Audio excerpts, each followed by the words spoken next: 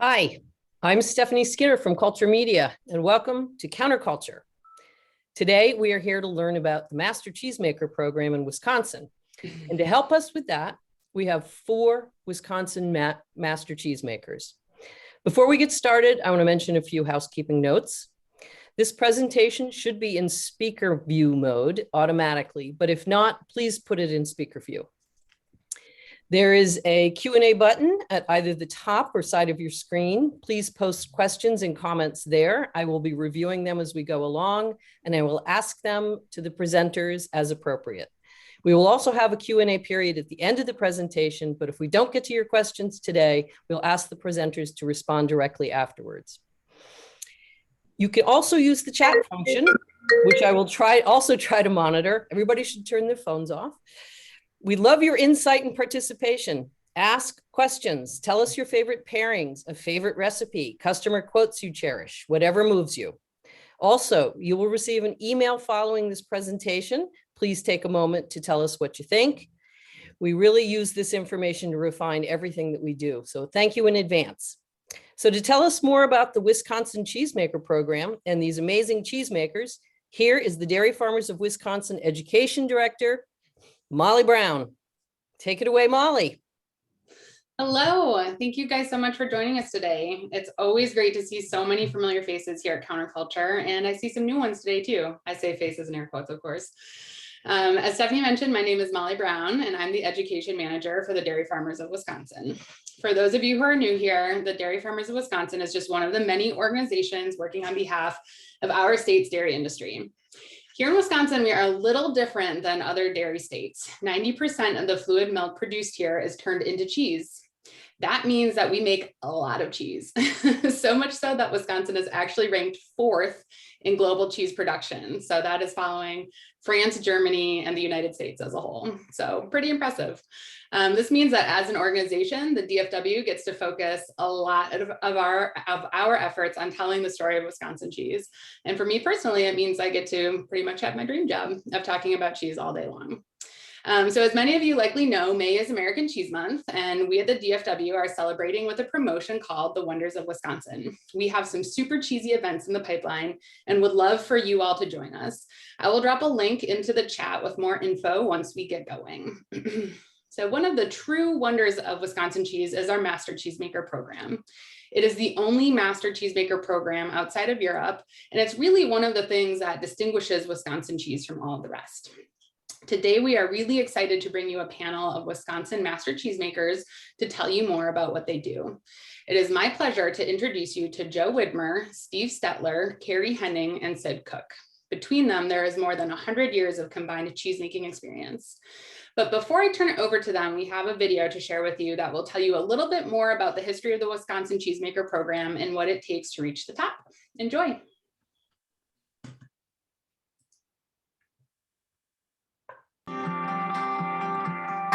For 25 years, the Wisconsin Master Cheesemaker program has been turning makers into masters. So far, 90 Master Cheesemakers have completed their unique journeys to become the crafters of world-class cheeses. In 1991, I was seeking a better position to help support my family, and I got an opportunity to work in the cheese plant. I was working as an economist in the agricultural economics department at the university. And this opportunity came up here to take over the family cheese business. And I just had an entrepreneurial bent. My great-grandfather started a plant about 15 minutes north of here, which my grandpa then took over. My dad and uncle worked there. I went up there as a kid. I'm actually a 3rd-generation cheesemaker. I started out working for my grandfather, my dad, kind of went from there. Wisconsin is the only state with a Master Cheesemaker program. Jim Path and the others at the Center for Dairy Research spent more than 2 years establishing the program. Through my years, I had traveled and I had met Master Cheesemakers from various countries. In Wisconsin, we had cheesemakers who were easily as talented and definitely as professional as these people, but they just didn't have the credentials. It was really, I think, a pretty extensive program even just to get in. And when I did and started taking classes, just kind of like, wow, you know, you really learned a lot more yet. we're all excited to be in that first class. We all compared notes at the end and said, yeah, this took a lot of work, but it sure was worth it. Master Cheesemaker has helped all of us in the industry improve our game. Right now, I think Wisconsin is the best place to be a cheesemaker because we just have so much support. You know, Wisconsin right now is the epicenter of cheese, and everyone else in the world, even in Europe and places that have long cheese traditions, recognizes that what we've created here gives us a big advantage. Give credit to people who are at CDR, people who are at dairy farmers of Wisconsin, and the cheesemakers themselves, because they have kept the integrity of the program. If there was one thing at all that was important, it was integrity. To commemorate the program's 25th anniversary, the Masters Mark received an update, and individual Master Cheesemakers received new personalized marks. Being in the program, it's made people strive to raise their quality of their cheeses before and after, and there's a world of difference. Today, as a Master Cheesemaker, I look, how can I be a better teacher, a better mentor, so that I can develop the cheesemakers around me and help prepare somebody. We communicate and we help each other and we try to bring out the best in everything and every different kind of cheese. There's no, I work for this company, you work for that company. No, we're all trying to do one big thing, is to make the best cheese possible and make Wisconsin proud. It's taken a long time to get to where we are today in terms of our cheese. It's a road that started with the learning that was passed on from earlier generations, and a road that was made a lot easier by having a program like the Master Cheesemaker program. I was going by a building that was an old cheese factory, and it was tumbled down and everything. And probably I was about one of the few people who knew what it was. And it really struck me how fortunate we are to be part of a legacy like the Master Cheesemaker program. Brick and mortar can crumble, but legacies like that continue on and on and on. And it's a blessing. Congratulations to all of the Master Cheesemakers and all of the masters in the making.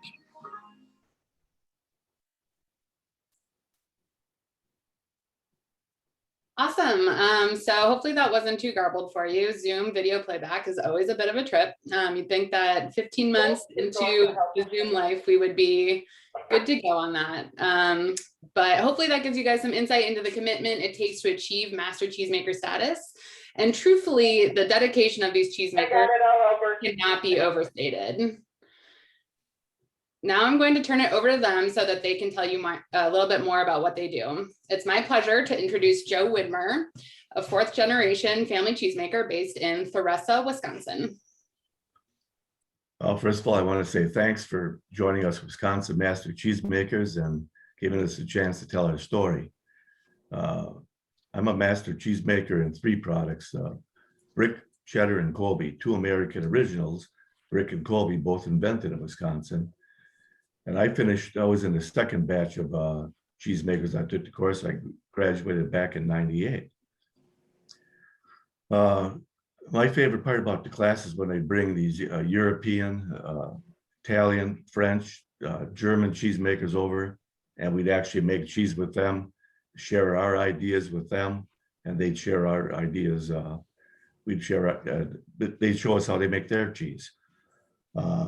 Wisconsin's always been in the forefront, and it gives us a big advantage because all these master cheesemakers go back to the plant with all this knowledge, and all the people that work under them are then also trained, and they have more experience working with these master cheesemakers. It gives us a lot more creativity. Look at guys like Sid Cook that invented about 15 cheeses after they got done with the course. Other than that, I'll tell about the history of our company. Some of you have probably heard this already because you've toured our factory or you've seen it on our website. But my grandfather came from Switzerland in 1905, about a 17 or 18-year-old guy coming to the land of opportunity. That was the thing to do back then, the big melting pot. And He came in 1905. In order to come back then, in order to get a visa, you had to have a job lined up and 3 job recommendations from the country you're coming from. Well, he got a job lined up about 10 miles away from here in another cheese factory. He had a Swiss sponsor and they made Swiss cheese there. That was 1905, and he stayed in contact with his girlfriend by email, or should I say letter. And in 1911, her letter said if she sails over to America, would you pick me up in New York? He said, sure. So he went all the way back out to Ellis Island. The ship came in. About half the people got off the ship. She's still up there. He said, well, what's going on? He said, oh, these people have no visa. They have no business here. We're sailing them back. So he said, well, how can I get her off the ship? And he said, you'd probably have to marry her to make her a citizen. There was a minister there. So he did. They honeymooned in New York for a week. They came back. He continued to make cheese as an apprentice. In 1922, the factory that we're in now went up for sale and he purchased it. I believe it was $11,000. And so now he had another big decision. What kind of cheese am I going to make? And he started out in 1922 with brick and cheddar. Brick is the cheese of ours that we're going to try today, so I'll elaborate on that a little bit. Brick was invented in this county in 1877 by another Swiss immigrant named John Yassi before my grandfather's time. And he was surrounded by Germans. See, the Swiss, French, Italian cheesemakers came here. The Germans brought the cows. So when these guys started making cheese, it was primarily Germans that supplied the milk. So he had to make something Germans would like. Logistics were a big issue back then. So he started making this brick cheese that John Yassi invented.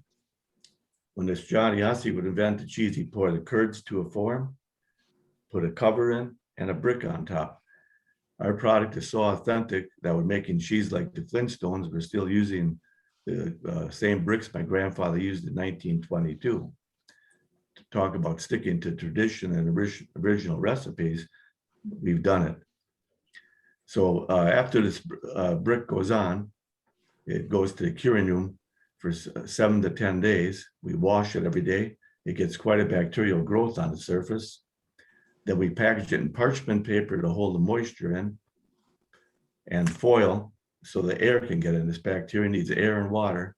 So it continues to age in that wrapper, just like it's still sitting on a wooden shelf, and reaches peak in 3 to 5 months. We also started making cheddar back in that day, and we'll be trying one today called Matterhorn that we just came up with here. It's kind of like an Alpine cheddar that we aged at a minimum of 8 months. And the reason why we named it Matterhorn is because it's a famous Swiss mountain formation in Switzerland that my grandpa could see from where he grew up. So we kind of named it that for him. And we'll be trying that today too. We'll also be trying my Colby. Because of the pandemic, in March 2020, about the same time they announced that we're going into lockdown, the World Cheese Championship also announced the winners, and we had a blue ribbon in the Colby category in the World Championship this year. And it's a authentic Colby, stirred curd Colby, still going by the same recipes my grandfather used in 1922. And also today, we have our brick spread along. I make the brick cheese that goes into it. Phil Lindeman and I worked on that way back in the year 2000. And in 2001, we had our first batch of it at 35 cases. Now we make 1,500 cases at a time. It's the aged brick mixed with the white cheddar. It's the first spread that ever made it into the top 16 in the US champion. What I mean by the top 16 is they take all the blue ribbons from all the categories in the contest, and they pick out 16 that are in the final for the award, for the main award. And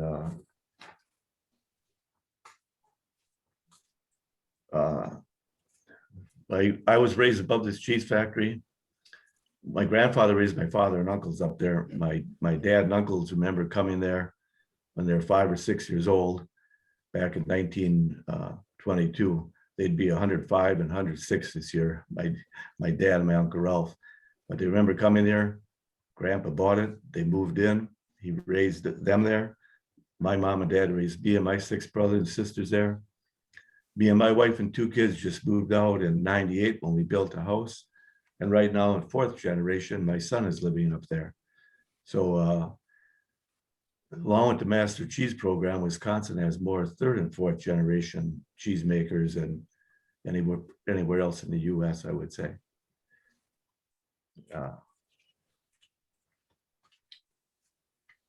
So if they would like to try the brick cheese right now, we can bring that one out.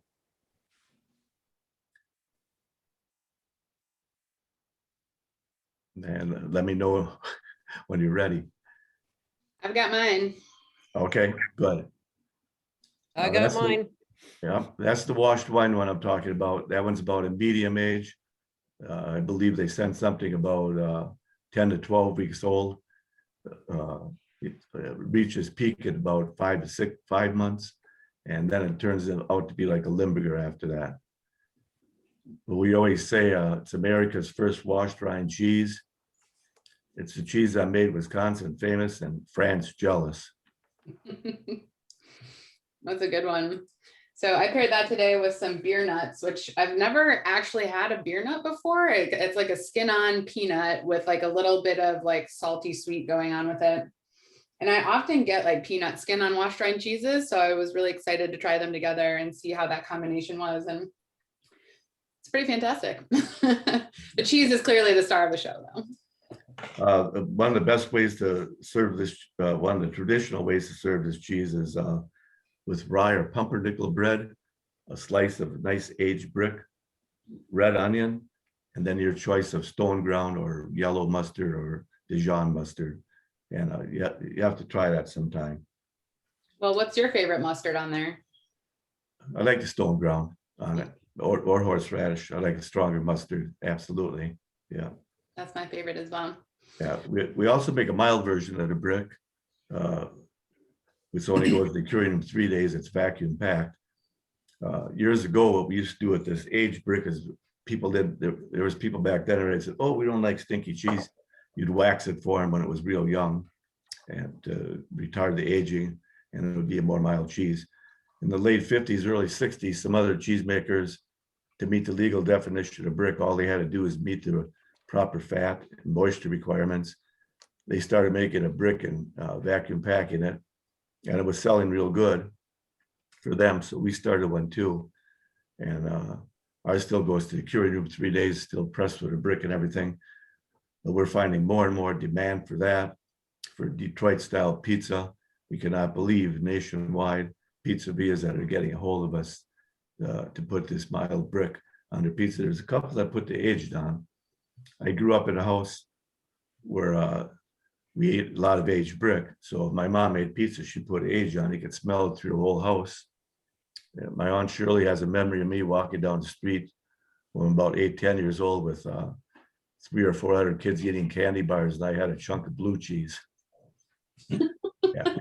See, that's what happens to guys like us when you walk out the kitchen door and you're in a cheese factory, you know. I think that my kid is on that route as well. She walked in as I was putting this cheese plate together and just swiped the whole piece of brick right off of the counter and took a huge bite. So yeah, that's just how we raise them in Wisconsin, right? Yeah, yeah. This aged brick is also known to pair well with real stout or dark beer and dry red wines. I know that's big talk in these retail shops, and a lot of them even carry wine. And beer is a real big thing now, so I thought I'd bring that up also. Perfect. Straight from the cheesemaker's mouth, you guys. Hopefully that gives you some good ideas into pairing items to recommend with these delicious cheeses. All right, Joe, we have to turn it over to Steve now. Steve Stetler at Decatur Dairy. We're gonna zoom west across the state, southwest, I guess, from where Joe's located, where Steve makes a variety of cheeses, including his signature Colby Swiss, which is what we're gonna taste today. So Steve, I'm gonna let you take it away. How we doing? I'm a third generation cheesemaker. My grandpa came over from Switzerland and started making cheese. And then my dad went to the army, and when he got out, he also went into cheese making and got his first factory in New Glarus in 1955. He started making cheese at Farmers Grove, and then in 73, he came to Decatur Swiss Cheese Co-op. So this is a cheese co-op.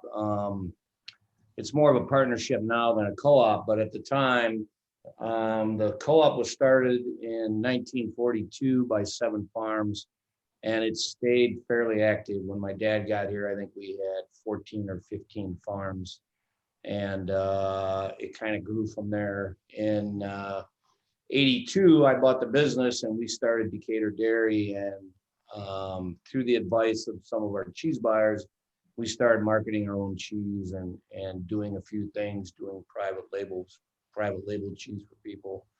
So I started Decatur Dairy, and we kind of formed a partnership. So as a business in Wisconsin, it's kind of a rare business partnership. It's a farmer owns the building, the land, and I own all the equipment and do all the marketing. So they furnish me the milk in the building, I furnish them the equipment and make the cheese. So it's worked out pretty well. We've gained several farms. We're up to 69 farms now, I believe is where we're at. And we were at 30,000 pounds of milk, and now we're at about 400,000 pounds of milk a day is what we run. So it's been interesting, a couple expansions.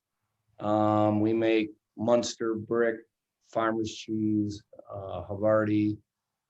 We do a specialty Swiss. We do some Asiago. We do Fontina for a few people. So we do different things, and we can change forms and change production on the fly. So that's kind of a unique trait for us. And then we have a little cheese store. So we do our own Monterey Jack, Kobe, cheddar, smoked cheddar, things like that, plus a lot of cheese curds. So we got making this specialty Swiss as an opportunity from a company we were working with who had this product, and it was made in Arthur, Illinois for several years. And then the old guy retired and the cheese kind of went away. So they came to me and wanted to know if I could duplicate a cheese that I haven't even seen. So they found some cheese in the marketplace that they thought was close to what they used to have. It's a Lacey Swiss. So I worked with the UW Madison, which all us Master Cheesemakers have done.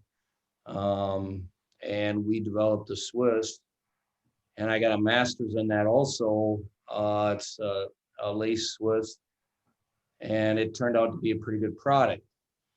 So I got my first master's in '99. I got Munster and Havarti, which Havarti was one of our mainstays. I was fortunate enough to go to Denmark for a couple of weeks and make Havarti with some Danish cheesemakers, and they were very polite and hospitable.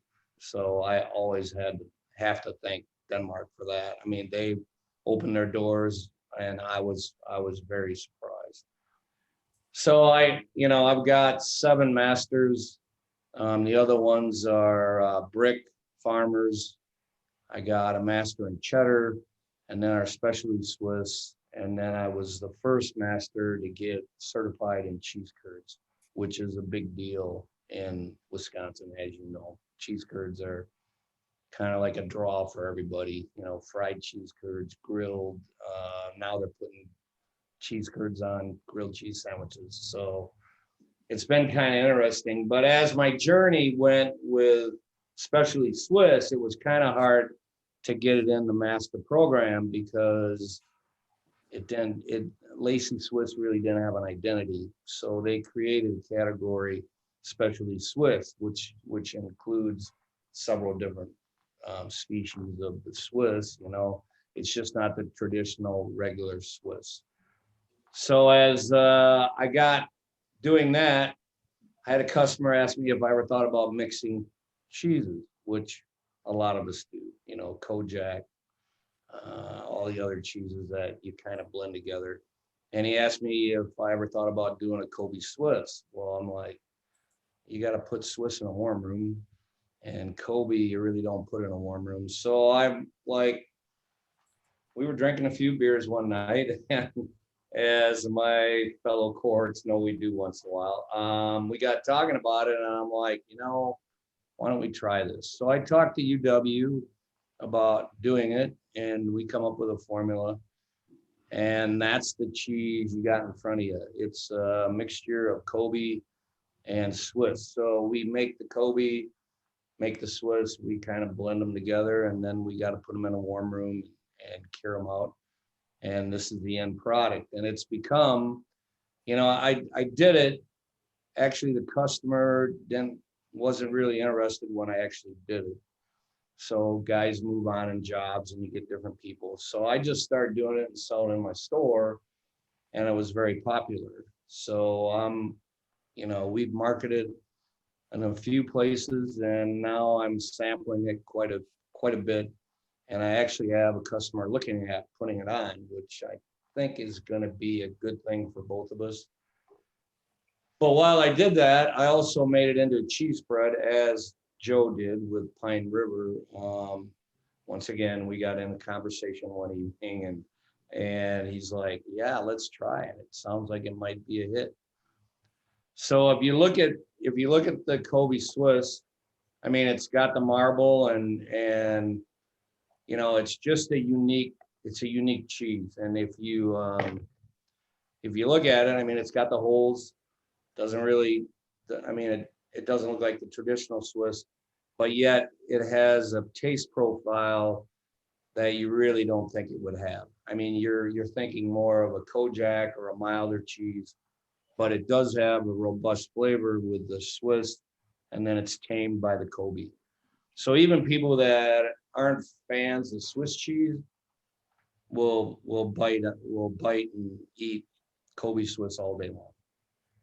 And it's great on grilled cheese. I mean, it's great on salads, and it's just a good table cheese all the way around. And it does go good with beer. And I don't think it really cares what kind of beer you're drinking. It just mellows everything out that you're drinking. I think plays well with all beers is like one of the highest, attributes a cheese could have. So great work on that one. Yeah, I mean, it's been a good one for us, and people come to our factory, which a lot of us have stores there in their plants, and it's been a good draw for us because people know we're the ones that created it, made it, and so they come to see us.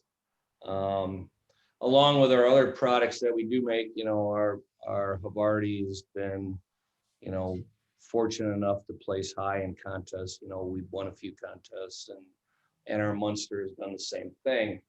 I just felt if I had an opportunity to give you something a little different, this is what I should probably show you. Absolutely. That's delicious. I paired that with some summer sausage and a pickled green bean, and it was a really tasty little morsel. So very good. Well, thank you so much, Steve, for telling us about your cheeses and the work that you do and your experience with the Masters program. Now we're going to zoom back northwest to the town of Kiel, Wisconsin. And I'd like to introduce you to Carrie Henning, who is the mastermind behind some really big cheeses, like physically very large cheeses. So I will turn it over to Carrie. Well, thank you for having me. Yeah, as you talk about Henning's cheese, we've been around since 1914. That's when my grandfather started making cheese. And he made cheese for 49 years till he passed away. Then my dad took over. And he made cheese for about 52 years or so. And I've been making cheese myself since 1981. Got my master's in cheese in 1999, like Steve did. I'm a master in cheddar, Colby, and Monterey Jack. But probably the cheese I'm most proud of is our cheddar cheese. And today we're going to be like featuring our aged cheddar cheese. But earlier Molly was just talking about big cheeses. I guess we're known for one of the last manufacturers of big wheels of cheese. We have wheels of cheese anywhere from 75 pounds up to 12,000 pounds of cheese. So, and a lot of these cheeses, it's fun to have them on display. People will carve with them to create some excitement in the store. Yeah, we do a lot of big cheeses. But like I said, today, and another thing that we do a lot of is flavored cheddar cheeses, where we might add cranberries or blueberries or different peppers or flavors in with the cheese. And I think we have some of the samples that we sent out. We sent along a blueberry and a mango fire. And both of them are just great cheeses to enjoy in different ways. The blueberry, one way that we had someone tell us about was coating it in chocolate and just serving it as a dessert cheese. And that's gone over real good. And the mango fire, it's fun to cook and bake with that cheese. In fact, I'm using that cheese a lot when I make my lasagna now. It just gives the lasagna a different flavor with some of that mango and habanero flavors in it. But going back, we're going to be sampling our aged cheddar cheese. This cheese we have here is on the label, it says it's aged over 9 months. This is closer to 13 months old of aged cheese here. I always like to add a little more age to it, give the customer a little bit something extra, when they're buying it. The flavor, we were going after a vintage Wisconsin aged cheddar, something with slight acid, not too much acid. We didn't want bitterness. Maybe a little bit of East Coast sulfur flavor. We wanted to come through with it. Also, we wanted a nice firm cheese, something with a creamy texture, maybe a little bit of a snap. We wanted it to be on the drier side. And sometimes you might find a few crystals in it, but that's okay. That's part of the aging process with cheese. So as you taste the cheese, you'll notice a nice creaminess of the cheese. It pairs well with dark beers, but you know what? My dad grew up saying he enjoyed it the most with a nice delicious apple and a Pabst Blue Ribbon. And so that's kind of how we initially enjoyed our aged cheddar cheese. But now it's we're doing more of the ambers, the amber ales and Oktoberfest beers. And then also with wines, we're doing with the port and the Sauvignons. Those nice heavier wines tend to pair real well with these cheeses here. We started, our family always made cheddar cheese, for over 100 years. But when I became a master, my goal was to try to improve on our cheddar cheese, and to really be good to make a good aged cheddar takes a lot of years to do that. As you try different cultures, different recipes, the cheese it changes in flavor so much from 30 days to 60 days to 6 months to a year. And all of a sudden a year or two goes by and you say, well, I'm not just real fond of that flavor. And so you start the process all over again. And how do you improve on your cheese? So I guess I hope you enjoy our aged cheese. And I think that's all I have to say, Molly. Awesome. Well, that cheese is so delicious. I have to say, as a native Wisconsin cheese person, that aged cheddars are like, my quintessential go-to. Like, I know I'm not really supposed to say like what's my favorite cheese, but I really love aged cheddar a lot. So I originally paired this with homemade applesauce, which The way I make my applesauce is I leave the skins on and I leave it really chunky with just a little bit of cinnamon and no extra sweetener or anything. It comes out like really dark colored and rich, and it's delicious. And so the applesauce and the cheese go really nicely together. But then I tasted around a little bit, and I tried some of the summer sausage with the aged cheddar as well, and that was also really good. And then I tried the beer nuts with it, and that was also really good. So I'm gonna say there's really no wrong way to pair this cheese. This one is quite tasty. So yeah, and it sounds like our audience is having some good success pairing as well. We've got some folks who paired it with dried pineapple and a type of sparkling wine called Pet Nat. Another person who paired it with an IPA. Sounds pretty delicious. So we do have some questions right now. So I'm going to actually let Stephanie take over with some questions that have come in from the audience as we've been going here. So thanks, Carrie. And panelists, I'm not sure who these questions will be directed to. So are you ready to answer? So first question is actually for Carrie. What is the East Coast sulfur taste of which you spoke? Okay.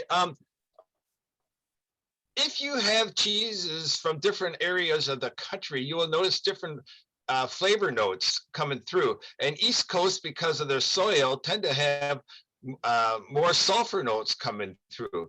Where, say, where we live in eastern Wisconsin, we live on the Niagara Escarpment, and so our flavor tends to be a little bit different here. And when you have cheese from the West Coast, it's going to be a little different flavor again. Or I guess sometimes we're eating some of the Irish cheddars, and you'll notice a difference, a real noticeably difference of the soil flavors coming through. That terroir flavor comes through, and so out on the East Coast, they have some of these sulfur notes coming through in their cheeses, and I always kind of enjoy a little bit of sulfur notes in the cheese, not too strong, and so I like to have that coming through in our aged cheddar. Awesome. Well, this Stephanie is the daughter of a geologist, I can say thank you from all geologists everywhere for bringing up that level of terroir. So here's a question that we'll go back to Joe. Do you know if any of the European cheesemakers I'm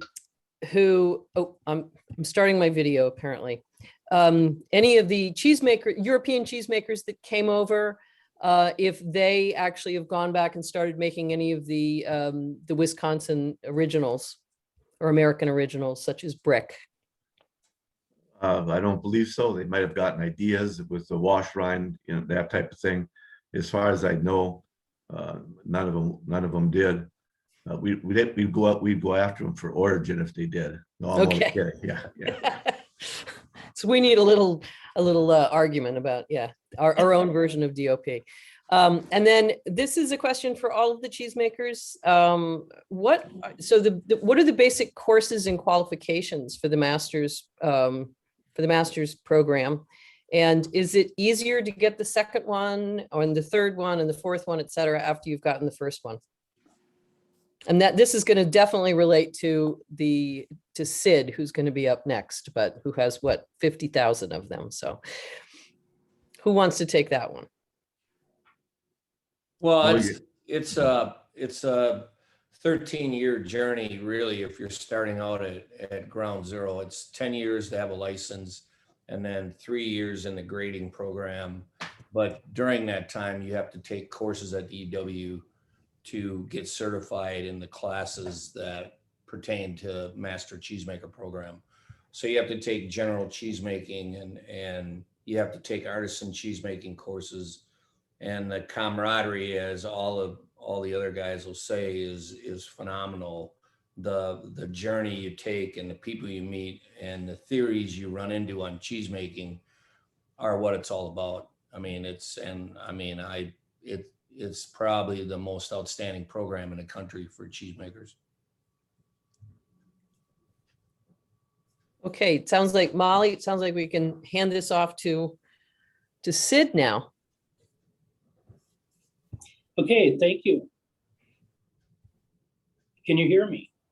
Yes. Yes. Okay, great. So I always say it's a 15-year journey because we have to do an apprenticeship, 18-month apprenticeship, and then make cheese for 10 years. And then it's at least 3 years doing the program and writing a 28-page written exam. And it's 28 pages of questions. So it's a lot of writing involved. Takes about 50 hours to write. So it's a great program, and I had an opportunity to work with 15 or 20 different professors or cheesemakers from that many countries around the world, and it really enabled us to start what we call an American Original program within our company, and as well within Wisconsin with the other masters. I'm a fourth generation cheesemaker, and I've been making cheese since I can remember. I was making my own vats when I was 12 years old. Got a cheesemaker's license at 16. I'm not going to tell you how old I am, but I've been making cheese for more than well over 50 years. In my family, we started in the 1880s. Ed Lepley would have been the first relative that made cheese. He was working in a factory when he was 12 years old, and the cheesemaker hurt himself and couldn't make cheese. And so Ed took over and spent his whole life making cheese as well. My grandparents, great uncles, aunts, uncles, parents, brother, were all cheesemakers. And it's really been a great journey for me. I loved every minute of it. I grew up in a cheese factory. Literally, you opened the kitchen door and the vats were there, and all the excitement of the farmers coming in and what was going on out in the factory. And as well, family events where I spent listening to my dad and uncles talk about cheese making and what cheeses they were making and how they did things different and what cultures and on and on. So it's really been an identity for me. Today at Car Valley, we manufacture in 4 manufacturing facilities, and this enables us to make a vast array of different cheeses. Our Boston plant is all brine type cheeses. Our Laval plant is fat salted cheeses. We make our blue cheese in Linden. We do our bread cheese in Fenimore. And then the 5th location is in Portage, where we do affinage and aging, cut wrap, those sorts of things. Our plants are all very small, manual, very labor intensive, and this is how we make our cheese. We're making more than 100 different products, and we have 7 of our own retail stores that we sell a percentage of our cheese. Today, we're going to taste an American Original, and the name of the cheese is Menage. And the base cheese of this we call melange, which means to mix. And so in the Menage, there are 3 different milks. There's cow milk, sheep milk, and goat milk.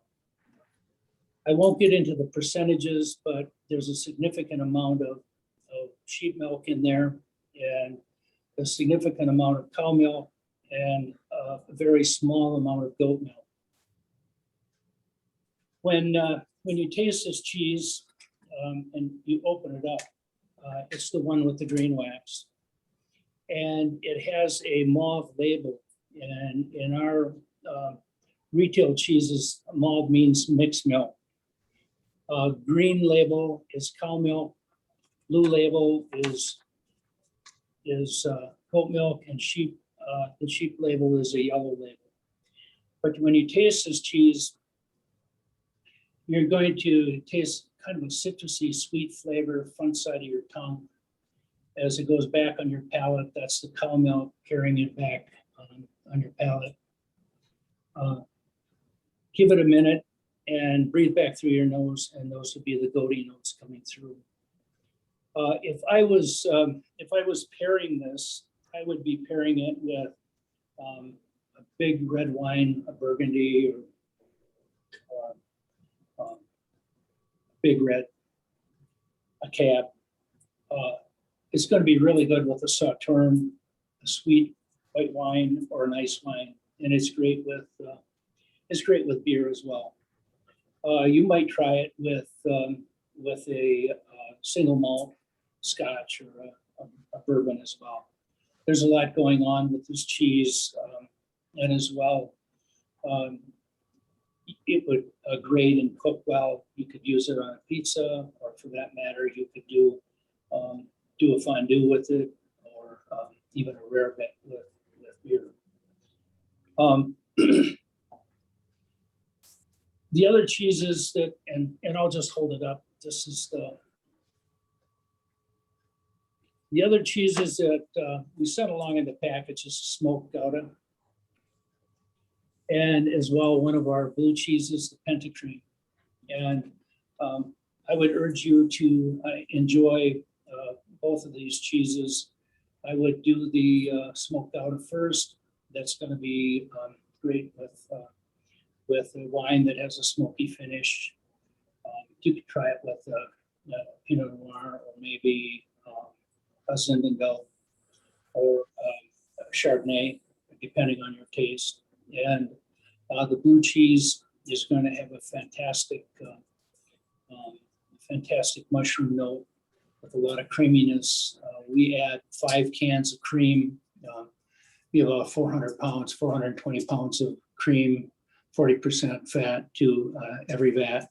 And so it's going to have a nice spreadable finish. I like this a lot on buttered toast. I spread the Pentacream on it, and then I top it with honey. It's just a fantastic breakfast. It's a great way to wake up in the morning. So I'd like to thank all of you for joining myself and the other masters today. We all really appreciate you taking the time to spend with us. And if it wasn't for mongers and cheese stores and distributors from around the country, we as cheesemakers really wouldn't have a business. So we really take this opportunity to thank you and appreciate you all joining us today. And I hope you have lots of questions for us, and hopefully we can answer them all. Thank you. I'm going to ask you a quick question, Sid. You have, like you say, you have about 100 cheeses that you're making. Is that what I heard you say? Yes, we make about 100 cheeses, and as well, we're doing butters as well. We're doing a cow butter, we're doing a sheep cream, goat cream, and a mixed cream butter.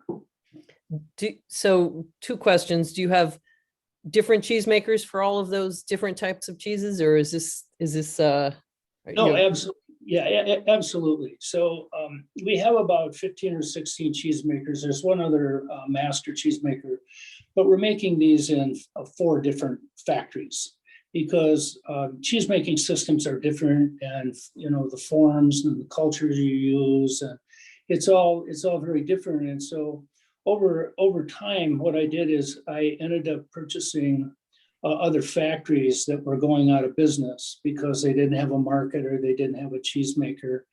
And so I just hated to see these factories, because once they close, they don't open. They don't reopen. Mm-hmm. It would be very rare. And so I ended up buying these cheese factories that were dying, and making it my life's work to make something out of them. Mm-hmm. And it's been a real journey, because it's not easy. Cheesemaking is really a slow money business. When you start out a factory from nothing, it's going to take you 5 or 6 years to make your first penny, not dollar, penny. And so it's really, and I think it is a certain extent, it's a labor of love. It's a passion that that we have as cheesemakers to make a new cheese or to carry on a tradition, or to buy a failing business and invest for 5 or 6 years before you get it turned around, and to take your profits from your other cheese plants and put it in and make it grow. Sounds like publishing. So how are your butters widely available? I don't think I've ever seen any of your butters. Well, I mean, sure, we can, we'd love to send you some. We have some distributors that are carrying them. I can't tell you exactly which distributors are, right. But if you absolutely want some, we can send samples. And if your distributor won't carry them, you can order them directly from us. Off our, contact us at carvalleycheese.com and tell us that you want to buy wholesale, or you want to be a distributor, or if you want to buy retail. We encourage distributors to take our products, but no distributor is going to take every product that we have. And yet we want to be able to service customers all over the country. So we do ship wholesale to a significant amount of customers, with the hopes that a distributor will eventually pick it up, because of course it's going to be more reasonable for the retail establishment to buy from a distributor than for us to ship it across the country in an insulated box. Yeah. That's fantastic. So actually, I just wanted to say to Steve that there was somebody asking about a distributor for you too. So hopefully that person will get in touch with you at another time. So this is a question about cheese curd. So I know you all can answer cheese curd questions, but Steve, you brought them up. So I'm going to ask, how old is the perfect cheese curd? I'm from the East Coast. I don't know these things. How old? Yeah. Like, how quickly should you be eating them? Well, it depends on how they're made. I mean, I can keep curd about 10 days, 2 weeks. Okay. And they'll still squeak if you let them warm up. But when you get to 2 weeks, our white curd, which is a Munster cheddar base, will squeak longer than our cheddar curds. Now, cheddar, if you make it correctly, the curd, you can get probably 10 days out of it, but it's close. And then once again, you gotta let them warm up. Are we going to eat with them? I mean, are you guys okay with that? I mean, that's pretty close. 2 weeks. In our stores, what we do is we're actually it's not more than 2 days old. And right. If it's more than 2 days old, then we're discounting, because we sell a lot of cheese curd and have a reputation for fresh curd. And so we have a lot of cheese curd foodies that want it literally right out of the vat. They still want it warm and salted. And my favorite way is right out of the vat. That's how I like them. That is the ultimate. No, that's the ultimate. It's the ultimate, but it's almost impossible to do it that way. But that's right. That's what we do. I mean, if they're gas flashed and a year old, they're not really cheese curds. No. That's what makes curds a Wisconsin tradition, because we all enjoy it really fresh, just hours old. Yeah, we have people calling all the time, want to know what date. But when you're making a cheddar and all that, a lot of times we'll have people standing waiting for it to come out of the vat. And if they're not waiting, we always keep some. I can't remember, maybe one of these guys remembers, there's a certain number of hours you could keep it at room temperature, and we keep a certain number at room temperature for the remainder of the day usually, and so that they squeak, and that's what people want. Yeah. Yeah, everyone likes them warm, and a lot of times they'll say, now, how long are these going to last? And I'll say, well, how far are you driving? Because you buy a 1 pound bag, and when you get them really fresh, they just they're gone. Maybe 30 miles. But we're spoiled, but we're kind of spoiled. So we're the wrong ones to ask. Yeah, I've never really understood why we don't have any. I mean, we have cheesemakers here on the East Coast, but there's nobody sells cheese curds that I'm aware of. So You have to go to Quebec for your cheese curds on exactly, the East Coast. or Wisconsin. Yeah. Yeah, we give We had Delco. some cheddar cheesemakers from Ireland at our plant one time, and they could not believe that we were selling cheese curds. Yeah. And they were just looking at us. It's like, this could be a possibility in Ireland yet. Yeah, some people we give them a bottle of Dulcolax with it. Yeah.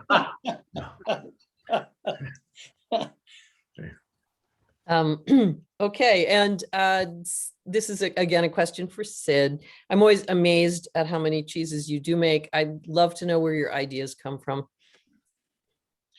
Well, probably 3 different places.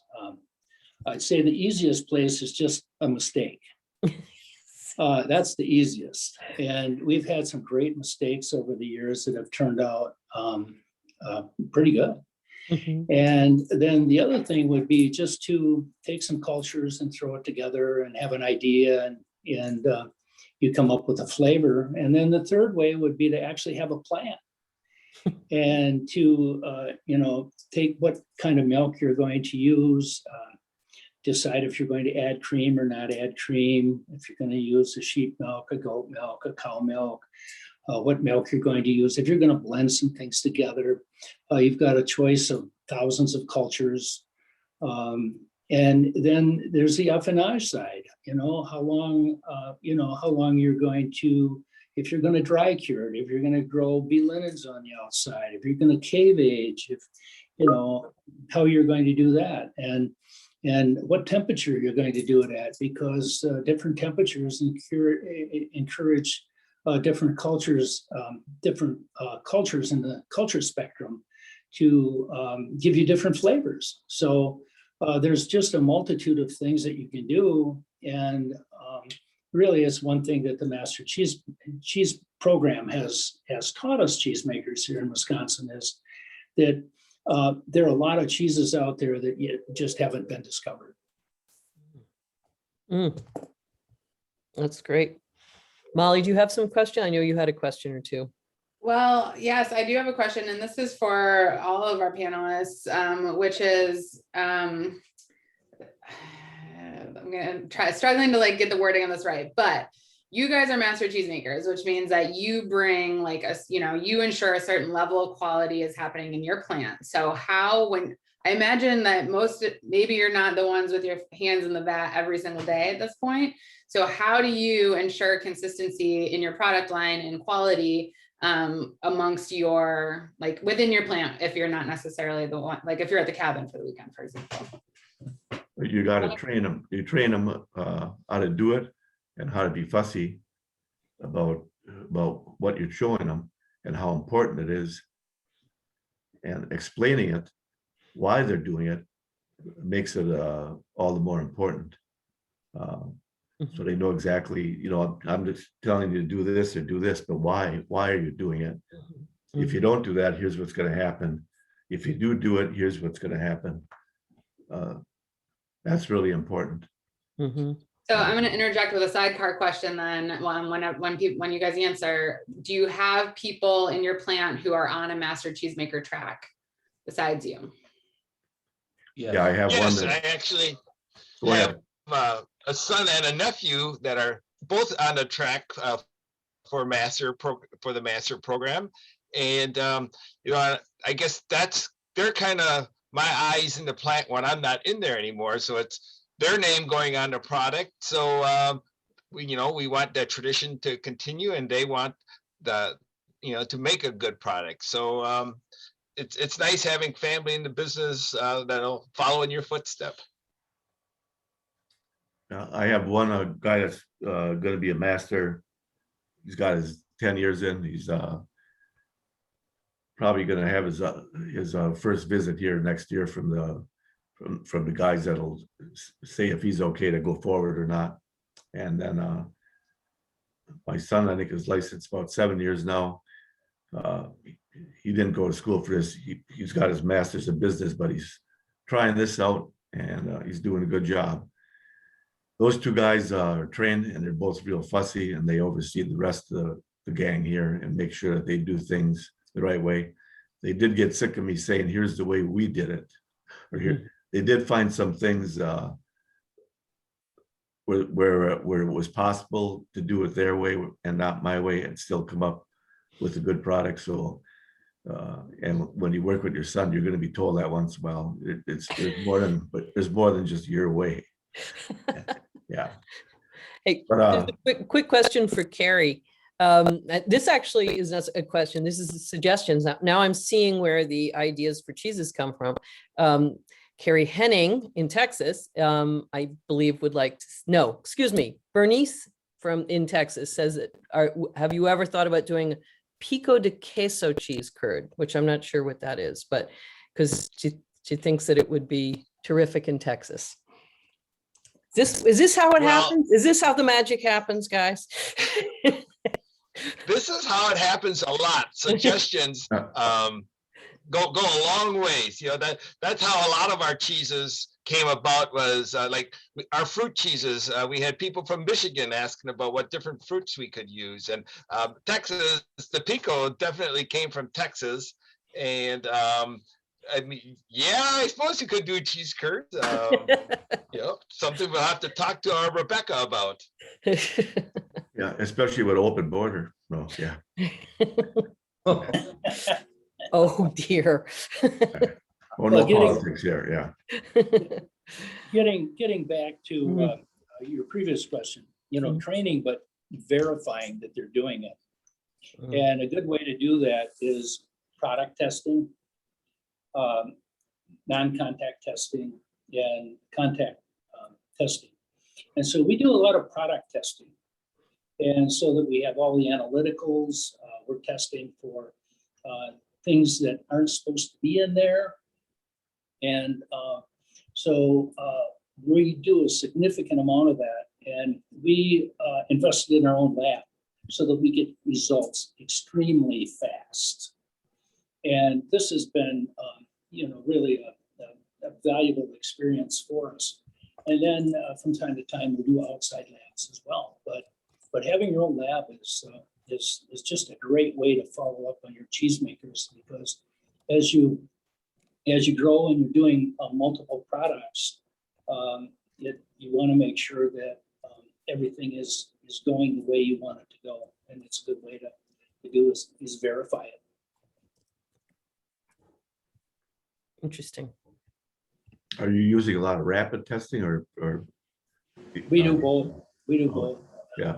Yeah, we probably spent close to $400,000 on lab equipment, a lab. We have a full-time lab person, and almost everything we do is tested so that we have it. And then as well, you know, we're doing a lot of tasting too, because that's important. You know, you can hit all your analyticals and it doesn't taste right. So yeah, it's just it's important. And then you get your results so much faster. So you're not holding product to make sure that everything is copacetic before you ship. This is I know we're past 5, so we're gonna be coming. I think we're gonna do maybe one more question, but this is a question for all the panelists again. How far from the plant do you source your milk? 50 miles. But we, oh, go ahead, Steve. I'm about a 50-mile radius. That's about, and we're farmer based. I mean, we buy a little milk on the outside, but we do some organic and we do some non-GMO that comes from maybe a couple hours away, but our local milk is within about a 50-mile radius.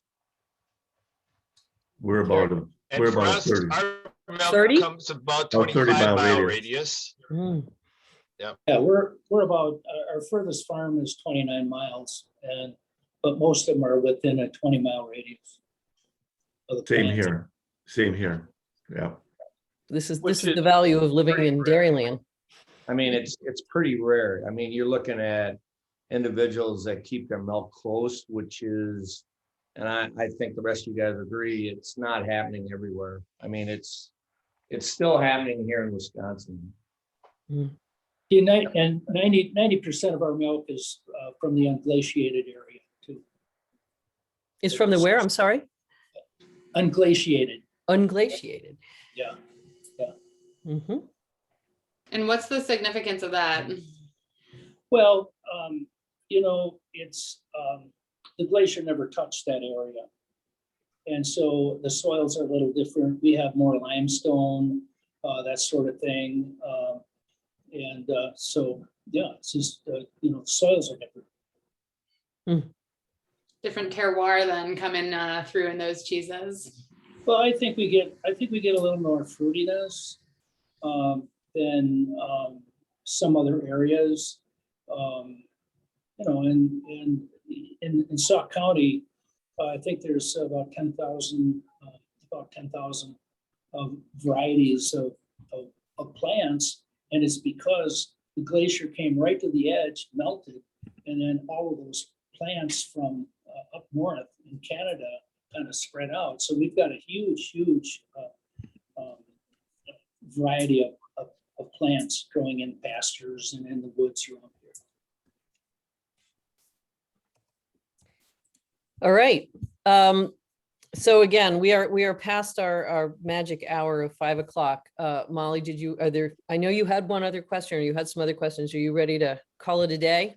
Yeah, I think it's about time to wrap it up. I just wanted to thank everybody who tuned in again for joining us today. It has been so great to hear all of these stories and hear all of your great questions and pairing suggestions. So thank you so much, and we hope to see you very soon. And I want to say thank you from culture. And I also just want to reflect on the fact that you guys are just so congenial, and you're in theory, you are competitive with one another, and yet you work so beautifully together. So thank you so much for being great panelists today. Yeah, thank you to culture, and thank you to DFW for the opportunity. Our pleasure. Thanks, everybody. See you soon. Yep, have a good night. Thank you. Bye-bye. Bye.